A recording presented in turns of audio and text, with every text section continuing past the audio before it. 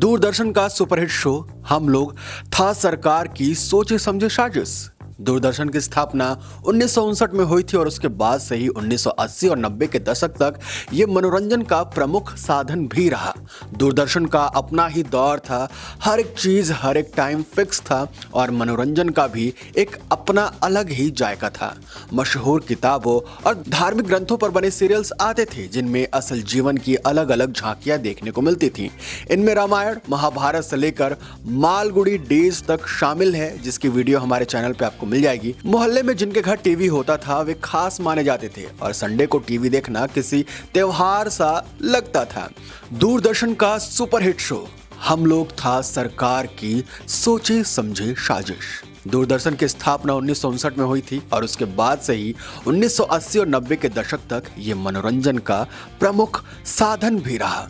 दूरदर्शन का अपना दौर था, हर एक चीज का एक टाइम फिक्स था और मनोरंजन का भी एक अपना अलग ही जायका था।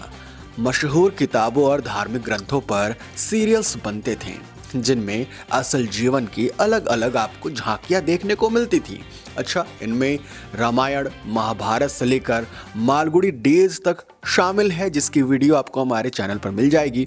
मोहल्ले में जिनके घर टीवी होता था वे खास माने जाते थे और संडे को टीवी देखना किसी त्योहार सा लगता था।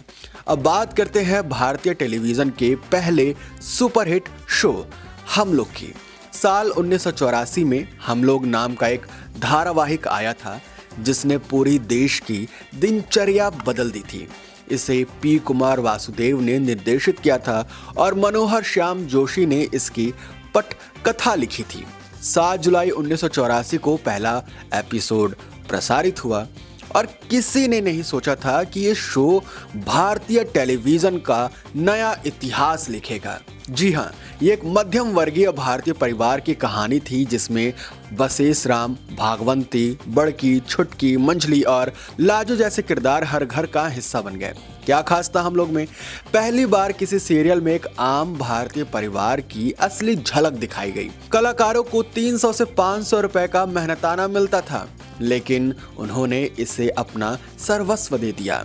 थिएटर कलाकारों ने छोटे पर्दे पर अपनी छाप छोड़ी। कलाकार जो है वो अपने ही कपड़े पहनते थे क्योंकि बजट सीमित था। एक ही टेक में सीन फाइनल करना आम बात तो नहीं थी। छोटे परिवार सुखी परिवार का संदेश देने के लिए ये धारावाहिक बनाया गया था।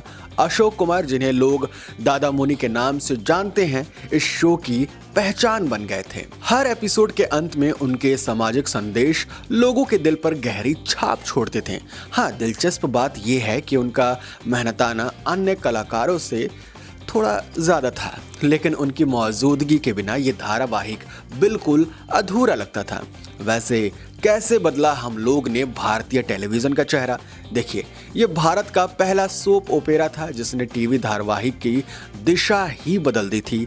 पहली बार लेखकों को शो की असली जान माना गया। मनोहर श्याम जोशी का नाम हर किसी के जुबान पे था। भारतीय मध्य वर्गीय की असली कहानी टेलीविजन पर पहली बार दिखाई गई थी। इस शो की लोकप्रियता के कारण लोगों ने घरों में टीवी खरीदना शुरू कर दिया था। टीवी की बिक्री कई गुना बढ़ गई थी। आज का टेलीविजन जनाब पूरी तरीके से बदल चुका है। हम लोग जैसा शो अब नहीं बनता है। रियलिटी शोज बनते हैं, गाली गलौच वाले शोज बनते हैं, ओवर ड्रामा बनता है, लेकिन इन सब के बीच वो सादगी, वो अपनापन और वो कहानियां हैं कहीं खो सी गई है। लेकिन हम लोग सिर्फ एक धारावाहिक नहीं था, ये एक ऐसा फील था जो आज भी लोगों के दिलों में जिंदा है।